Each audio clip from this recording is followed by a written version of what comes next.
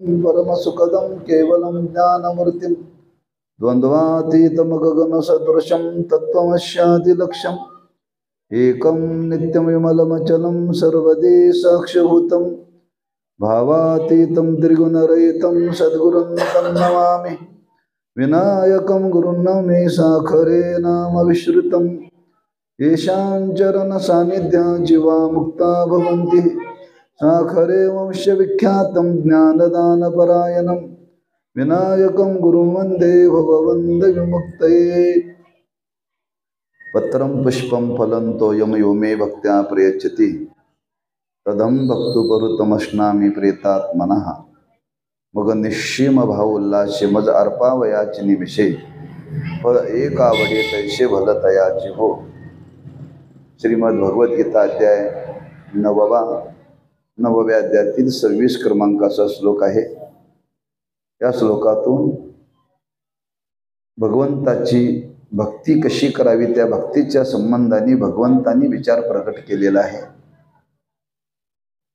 प्रतिवर्षाप्रमाणे संपन्न होणारा हा नामोत्सव ग्रामस्थ भाविक भक्त घोटवडे या सर्वांच्या सहकार्याने आणि त्या नामोत्सवातील आजची ही सेवा योगायोगाने प्राप्त झाली. आमच्या हरिभक्तपरायण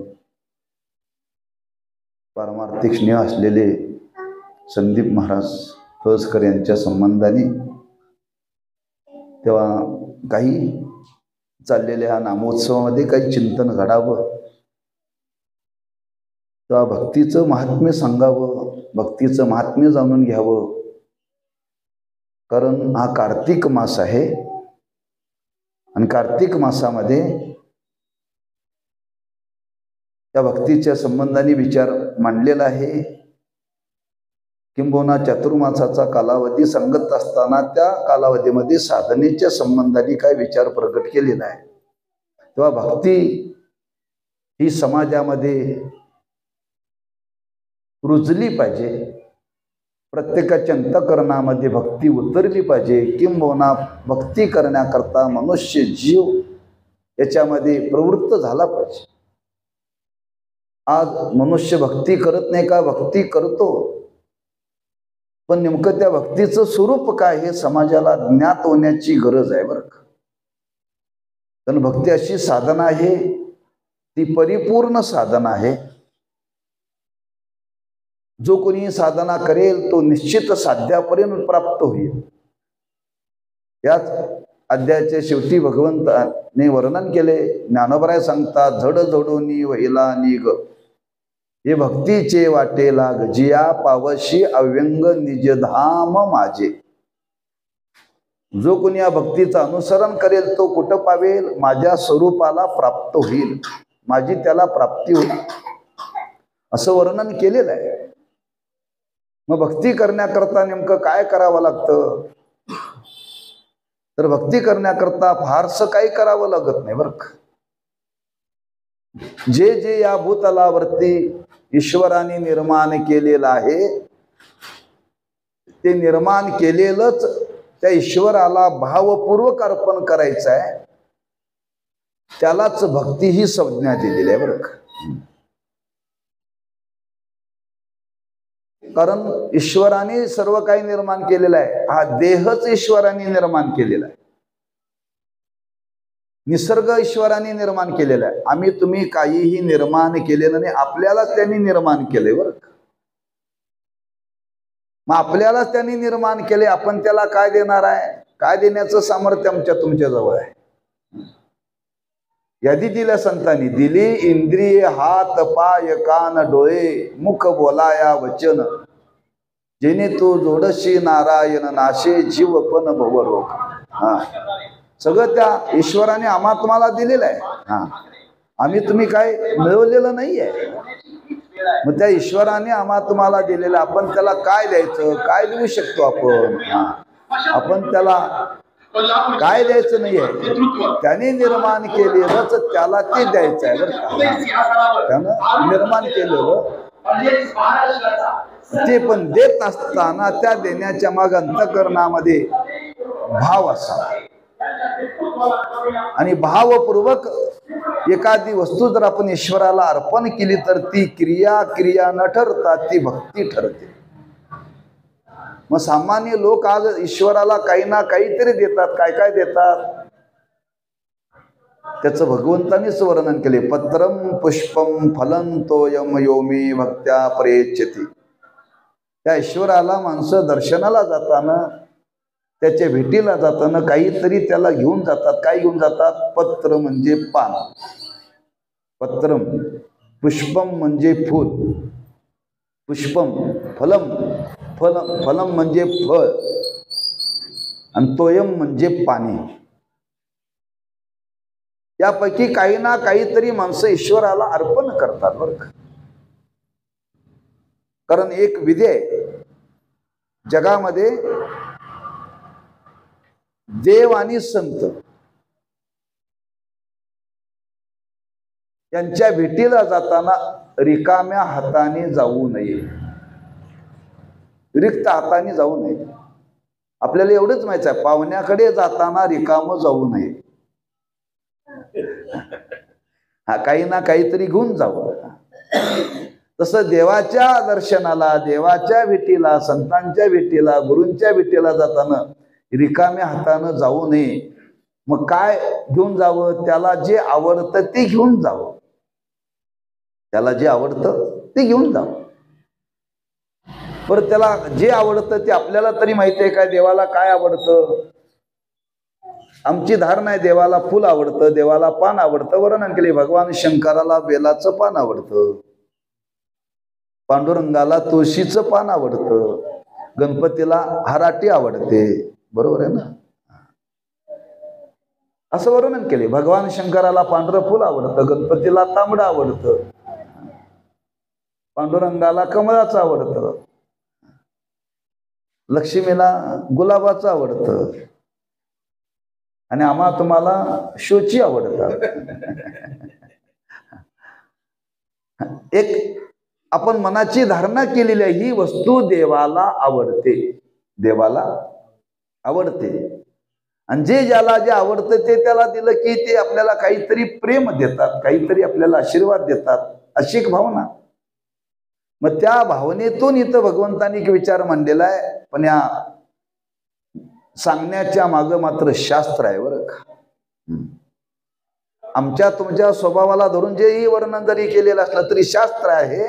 हा, पूजा करत असताना काहीतरी त्याला उपचार करावे लागतात. एकोपचार, पंचोपचार, षोडोपचार, हे उपचार आहेत. त्या उपचारापैकी हा एक उपचार आहे. देवाला फुलवानं पुष्पम समर्पयामी, धूपम समर्पयामी, नैवेद्यम समर्पयामी.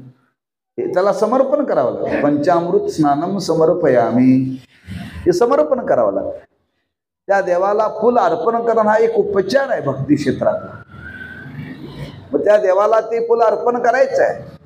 पण ते अर्पण करत असताना फुलं निर्माण केली कोणी? त्यानेच निर्माण केली. त्यानेच निर्माण केलेली ती त्याला अर्पण करायची आहेत. ही भक्ती कशावरून ठरेल? त्याच्याकरता बंधन सांगितलं. त्यानेच निर्माण केलेली वस्तू त्यालाच अर्पण करायची आहे. पण ती अर्पण करत असताना भावपूर्वक अर्पण करायची. भावपूर्वक अर्पण केली तर ती भक्ती ठरते. भावपूर्वक नाही केलं तर ती भक्ती ठरत नाही, क्रिया ठरते बरं का. क्रिया ठरते. म्हणून त्याच्या माग इथे भगवंताने शब्द वापरलेला आहे. निश्चिम भाव उल्लासे मज अर्पावयाची निमिषे, फल एक आवडे तैसे भल तयाचे हो. देणाऱ्याच्या अंतःकरणामध्ये देवाविषयी भाव असावा आणि भावपूर्वक ती वस्तू देवाला अर्पण करावी बरं का. वस्तू सामान्य आहे, पण ज्याला द्यायचे तो फार मोठा आहे बरं का. फार मोठा आहे. पण लोकांची धारणा आहे मोठ्याला मोठं द्यावं लागतं, अशी आम्ही तुम्ही केलेली धारणा आहे. देवाला काहीही द्यावं लागत नाही. किंबहुना जो भक्ता करून अपेक्षा करतो त्याला देव म्हणत नाहीत. जो देव भक्ताकडून अपेक्षा करतो त्याला देव म्हणत नाहीत बरं का. तसं देवाला काही द्यावं लागत नाही, फक्त एकच द्यावं लागतं. इथं भगवान सांगतात आम्ही भावाचे पाहुणे भुकेले. त्या भगवंताला भावाची प्रेमाची भूक लागते. थोर प्रेमाचा भुकेला हाची दुष्काळ तयाला. प्रेम किंवा भाव त्याला अपेक्षित आहे, बाकी त्याला काहीही अपेक्षित नाहीये. वस्तू कोणतीही देवाला अपेक्षित नाही का, त्यानेच निर्माण केले हो. निर्माण करणारा तो आहे. आमच्या तुमच्या करता, आमच्या तुमच्या जगण्याची व्यवस्था करण्याकरता ईश्वराने निर्माण केले. त्याला कशाची गरज नाहीये का, तो नित्य तृप्त आहे. नित्य तृप्त आहे. मग नित्य तृप्त पुरुषाला काय द्यावं लागतं? काही द्यावं लागत नाही, फक्त प्रेमाची अपेक्षा आहे. फक्त प्रेमाची अपेक्षा आहे, केवळ भावनेची अपेक्षा आहे. मग ती भावनेची अपेक्षा आहे, मग ती भावना, ते प्रेम व्यक्त करण्याकरता काहीतरी निमित्त लागतं. काहीतरी निमित्त लागतं. मग काय निमित्ताने तो भाव वा प्रेम प्रगट करावं? वस्तूच्या माध्यमातून ते प्रगट केलं जातं बरं का.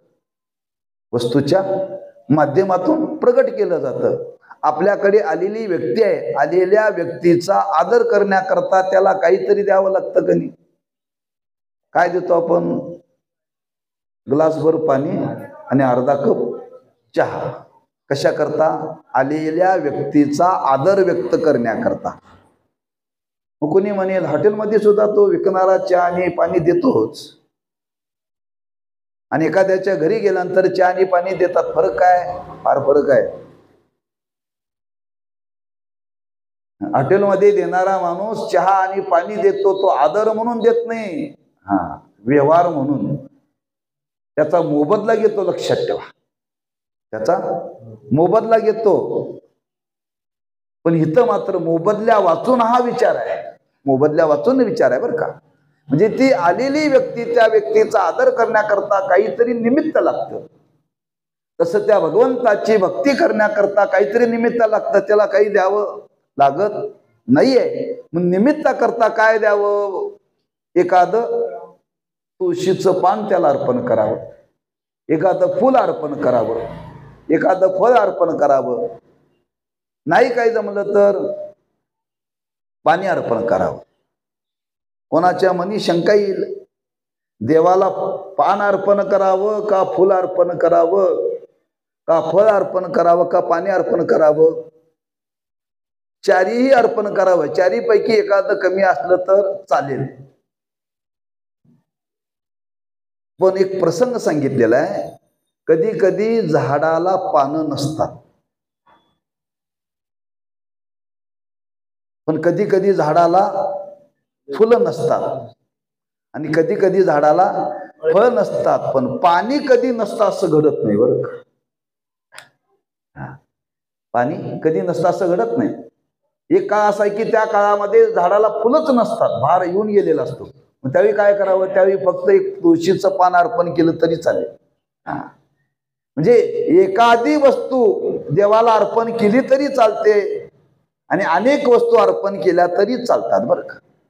चारीच्या मागं निमित्त सांगितलेलं आहे. एकाने एखादी वस्तू जरी देवाला अर्पण केली तरी चालते, आणि चारी वस्तू अर्पण केल्या तरी चालतात.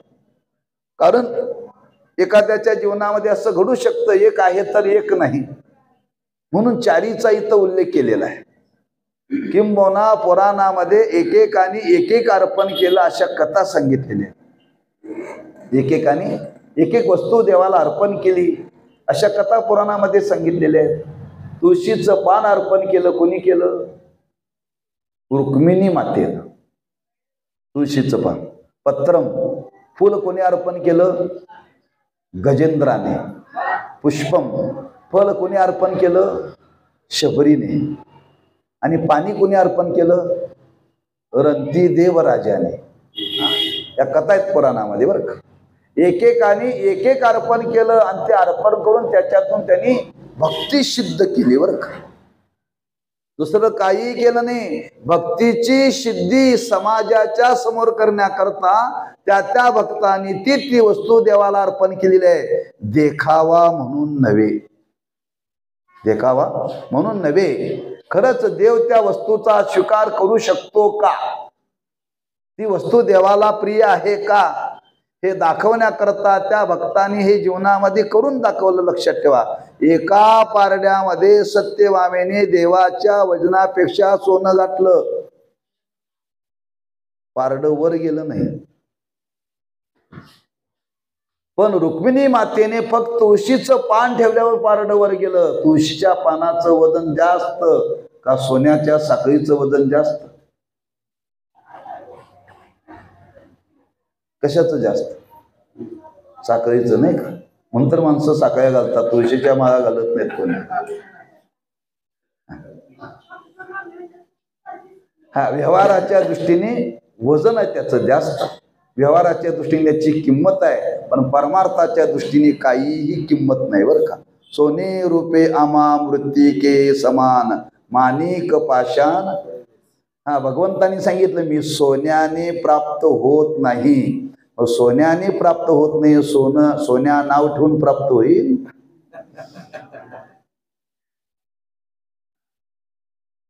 धातूने परमात्मा प्राप्त होत नाही, लक्षात ठेवा. हे दाखवण्याकरता रुक्मिणी मातेने हे दाखवून दिलं, भक्तीची सिद्धी केली, लक्षात ठेवा. हा, काही लोक म्हणतात, बघा माणसं बोलतात, तुला विकत घेईल म्हणतात, विकत. जर माणसं आली काही तावात आणि काय हे बघ जास्त बोल नको, तुला विकत घेईल, अशी म्हणणारी माणसं उद्या म्हणतील आम्ही देवाला सुद्धा विकत घेईल, देवाला सुद्धा विकत घेईन, असं काही लोक म्हणतील. आणि हे दाखवलं बरं का, लक्षात ठेवा. म्हणून देवाला या धातू सोनं देऊन तो देव प्राप्त होत नाही. त्याला काय द्यावं लागतं? रुक्मिणी मातेने दाखवले तुळशीचं पान बरं का.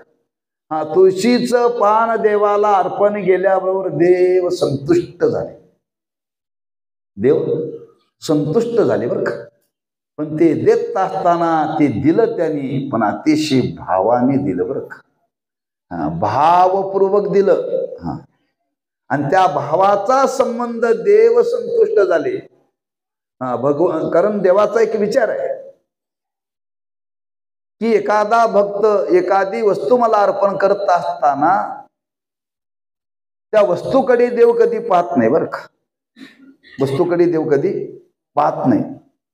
मग कशाकडे पाहतो? त्या देण्याच्या माग त्याच्या अंतःकरणामध्ये काय भाव आहे, त्या भावाचा तो विचार करतो, बाकी कशाचा विचार करत नाही. कारण भगवंताचा स्वभावच आहे, कोण काय घेऊन आला हे देव कधीच पाहत नाही, आणि त्याला पाहायची गरजच नाही, गरज नाही बरं का. म्हणून गुरुवर्य साखरे महाराज गमतीनं सांगत असतात, जो जो कोणी भगवंताच्या दर्शनाला येतो, त्या दर्शनाला जात असताना त्या देवाजवळ कोण असतो? पुजारी असतो. आणि पुजाऱ्याचे लक्ष असतं कोणाकडे? येणाऱ्या व्यक्तीकडे. काय व्यक्तीकडे लक्ष असतं? येणारी व्यक्ती देवाला काय घेऊन येते, देवाचं दर्शन घेत असताना देवाजवळ काय ठेवते याचं लक्ष पुजाऱ्याचं असतं बरं का. म्हणजे एखादा भक्त देवाच्या दर्शनाला येत असताना लक्ष मात्र पुजाऱ्याचं कोणाकडे असतं? भक्ताच्या हाताकडे काय ठेवतो, देव येणाऱ्या भक्ताकडे काय घेऊन येतो हे पाहत नाही. तो येत असतानाच्या अंतःकरणामध्ये काय भाव आहे तो भाव पाहतो. हा फरक आहे बरं का दोन्हीतला. त्या वस्तूकडे तो परमात्मा कधीच पाहत नाही, किंबहुना पाहत नाही. ती वस्तू दिली हे पाहत नाही, देण्याच्या मागे त्याच्या अंतःकरणामध्ये काय भाव आहे त्या भावाचा तो स्वीकार करतो बरं का. म्हणून एक समाजाची धारणा झाली बरं का, देव फक्त भावाचा स्वीकार करतो ना, मग देवाला काही दिलं तरी चालतं, देवाला काही दिलं तरी चालतं बरं का. व्यवहारात आणि परमार्थातला हा फरक आहे. व्यवहारामध्ये माणसं स्वतःला कपडे घेताना पारखून घेतात आणि देवाला घेताना मांजर पाठ घेतात का? देवाला कसंही चालतं, देवाला कसंही चालतं. प्रत्येक वस्तू बरं का. तुम्ही जर व्यवहारामध्ये गेला आणि दुकानदाराला म्हटलं मला खारका पाहिजे, दुकानदार विचारतोय खायच्या पाहिजेत का पूजेच्या पाहिजेत? खायच्या पाहिजेत का पूजेच्या पाहिजेत? कपडे आणायला गेला तर दुकानदार म्हणतोय वापरायला पाहिजेत का आहेरायला पाहिजेत? बरोबर आहे ना? हा, म्हणजे आम्ही अशी धारणा केलेली देवाला काही दिलं तरी चालतं. योग्य आहे, चुकीचं नाही माझं म्हणणं बरं का. पण एक विधी सांगितला, माणसानं देताना चांगल्या भावनेनं देवाला द्यावं, चांगल्या भावनेनं द्यावं. तुम्ही जर चांगल्या भावनेनं नाही दिलं तर आपल्याला चांगलं मिळत नाही. म्हणून आमचे गुरुबंधू सांगायचे गमतीने, ते म्हणायचे काही माणसं देवाला घेऊन जाताना हलक्या दर्जाचं घेऊन जातात, सुकलेला नारळ घेऊन जातात. सुकलेला, त्यात नारळात पाणी नाही असं बरं का. जर आपण जर सुकलेला नारळ जर देवाला दिलं तर आपल्या पोटाला ओलं येईल का सुकलेलं येईल? हो,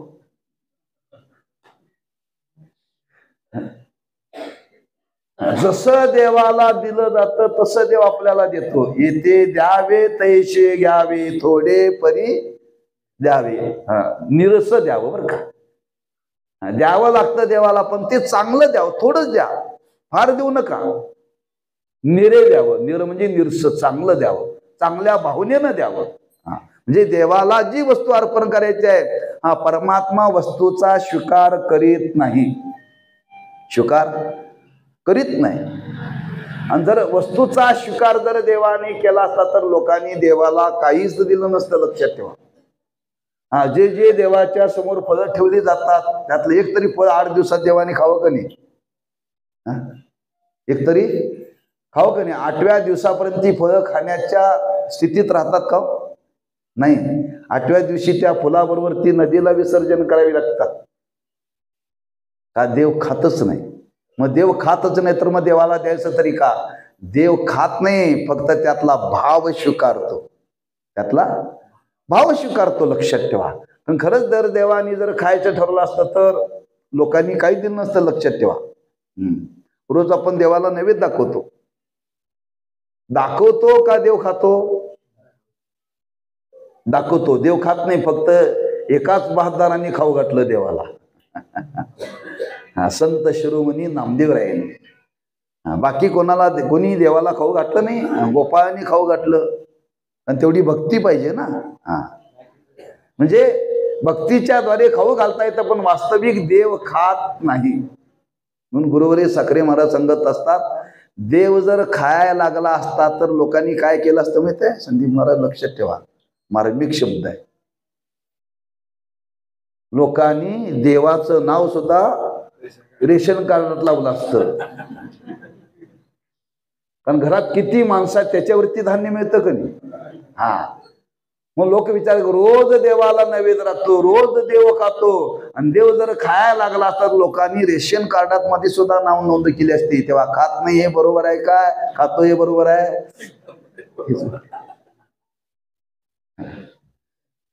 फक्त तो त्याच्या मागे अंतःकरणामध्ये असलेला भाव स्वीकारतो, बाकी कशाचा स्वीकार करीत नाही. फूल जाग्यावरतीच राहतं, फळ जाग्यावरतीच राहतं, पान जाग्यावरतीच राहतं, पण देण्याच्या मागे ज्याच्या अंतःकरणामध्ये भाव आहे त्या भावाचा तो परमात्मा स्वीकार करतो. बरं का. मी नेहमी दृष्टांत सांगत असतो, तुम्ही प्रयोग करून बघा. देवाला एखादं फूल घ्या, गुलाबाची 2 फुलं आणायची बरं का, आणि दोन्ही फुलाचं वजन करायचं, स्वतंत्र करायचं बरं का. आणि वजन केल्यानंतर, पण ते वजन करत असताना कुठला ताजवा वापरायचा? किराणा दुकानातला नाही बरं का, सोनाराचा. ती 2 फुलं वजन करायची, आणि वजन केल्यानंतर एक प्रयोग करायचा. एका फुलाचा सुगंध घ्यायचा आणि एका फुलाचा सुगंध घ्यायचा नाही. पुन्हा त्या दोन्ही फुलाचं स्वतंत्र वजन करायचं. ज्याचा तुम्ही सुगंध घेतला जातो त्याचं वजन कमी होतं आणि ज्याचा सुगंध घेतला नाही त्याचं वजन जसंच्या तसं राहतं. प्रयोग करून बघा. आणि प्रयोग करायला वेळ नसेल तर माझ्यावर विश्वास ठेवा. त्यातला मकरंद सेवन केला जातो बरं का. मकरंद सेवन केला की त्याचं वजन कमी होतं. हे जसं व्यवहारामध्ये आहे तसं ती वस्तू देवाच्या समोर ठेवल्यानंतर त्या वस्तूचा परमात्मा स्वीकार करत नाही. त्या वस्तूच्या ठिकाणी देणाऱ्याच्या अंतःकरणामध्ये असलेला भाव त्या भावाचा स्वीकार करतो. म्हणून कोणती वस्तू देवाला अर्पण करत असताना भावपूर्वक करावी आणि सामान्य रूपामध्ये कोणती करता येते सर्वांना त्या संबंधाने भगवंताला सांगावं लागलं. पत्रम पुष्पम फलम तोयम यो मे भक्त्या प्रयच्छति. त्यापैकी तुम्ही मला काही भावाने अर्पण करा. भावाने अर्पण करा. ठीक आहे. मग कोणी म्हणेल महाराज तुम्ही सांगितला त्याप्रमाणे आम्ही भावपूरक वस्तू देवाला अर्पण करतो, आमची भक्ती ठरती का?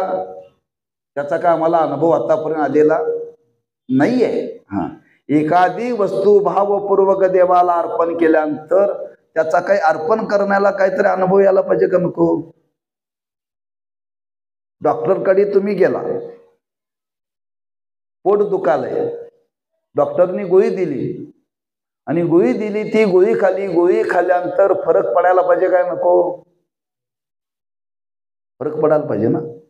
नाही फरक पडला तर माणसं पुन्हा डॉक्टरकडे जातात, पुन्हा तो गोळ्या देतो, पुन्हा नाही फरक पडला तर माणसं म्हणतात डॉक्टर बदललेला बरा.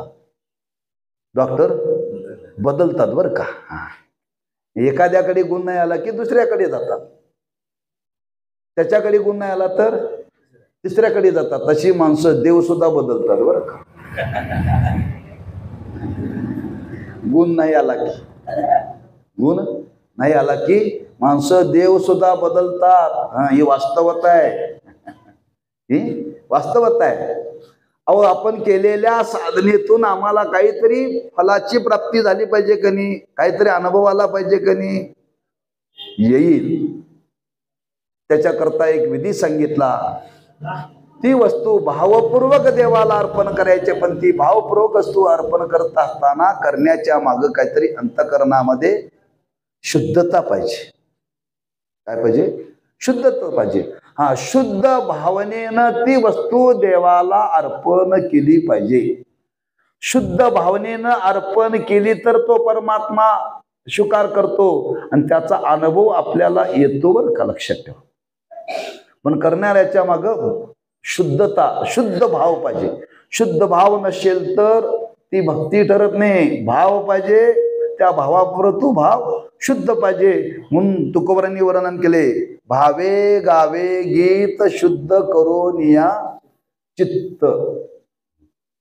आज आपण देवाची भक्ती करतो शुद्ध भावाने करतो का अशुद्ध भावाने करतो? अशुद्ध भावाने. शुद्ध भावाने आपली भक्ती घडत नाही. तुम्ही व्यवहार करा. तुमचं दुकान आहे, किंवा एक उदाहरण सांगतो, महाराज सांगत असतात नेहमी. एक ग्रस्त बाजारामध्ये गेले, शिकलेले होते, आणि त्यांनी 2 किलो गाजरं घेतली. आरोग्याला चांगले आहेत. आणि त्या घेणाऱ्या आजीला म्हटलं, आजी गाजरं 2 किलो घेतली, तेव्हा 4 गाजरं ज्यादा टाका. त्या आजीनं 4 गाजरं ज्यादा टाकली. घरी आला आणि घरी आल्यानंतर पत्नीला म्हटला, मी 2 किलो गाजरं आणलेत पण 4 गाजरं ज्यादा मागून घेतलेत बरं का. आता घरी आला, ज्या आजीनं त्याला 2 किलो गाजरं दिली त्या आजी रात्री घरात आल्यानंतर विचार करू लागली, या माणसाला मी गाजरं दिली, 2 किलो यानं गाजरं घेतली, पण मी वजन करत असताना 8 गाजरं मारली होती. किती? त्यातली 4 दिलेत, अजून 4 शिल्लकच आहेत. ती झोप लागू देत नाही बरं का. झोप घेणाऱ्याच्या मनात काय नाही, पण देणाऱ्याच्या मनाला ते लागतं का नाही. मग आपण काय केलं आपल्याला कळतं का नाही.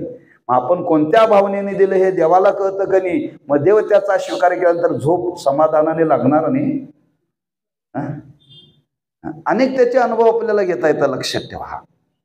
म्हणजे शुद्ध भावनेनं आपण एखादी वस्तू जर देवाला दिली तर वर्णन केले, शुद्ध बीजा पोटी फळे रसाळ गोमटी. त्याचा अनुभव आपल्याला येतो बरं का, लक्षात ठेवा. आपल्या जीवनामध्ये कधीही अपयश येणार नाही जर चांगल्या भावनेने आपण व्यवहार केला तर.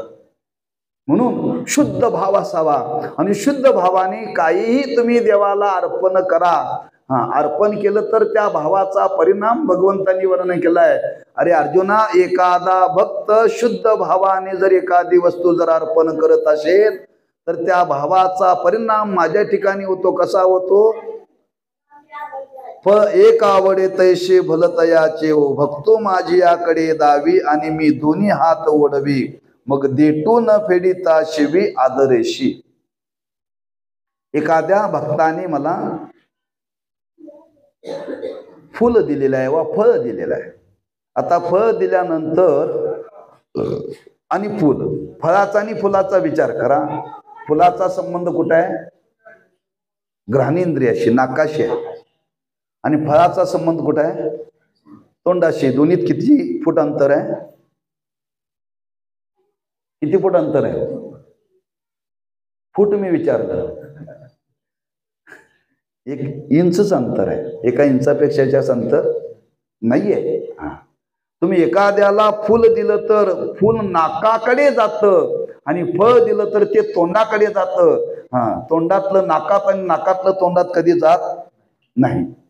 पण भगवान सांगतात, अर्जुना, एखाद्या भक्ताने भावपूर्वक एखादी वस्तू मला दिली, वास्तविक मला त्यांनी फळ दिले, पण ते फळ प्रेमाच्या भरामध्ये, मी तोंडात ते फूल प्रेमाच्या भरामध्ये नाकाकडे नेण्याच्या ऐवजी तोंडात घातलं.